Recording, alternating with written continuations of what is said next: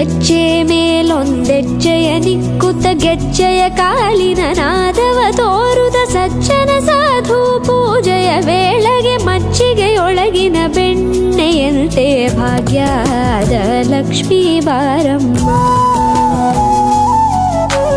ಹೆಜ್ಜೆ ಮೇಲೊಂದೆಜ್ಜೆಯ ನಿಕ್ಕುತ್ತ ಗೆಜ್ಜೆಯ ಕಾಲಿನ ನಾದವ ತೋರುದ ಸಜ್ಜನ ಸಾಧು ಪೂಜೆಯ ವೇಳೆಗೆ ಮಜ್ಜಿಗೆಯೊಳಗಿನ ಬೆಣ್ಣೆಯಂತೆ ಭಾಗ್ಯದ ಲಕ್ಷ್ಮೀ ಬಾರಮ್ಮ.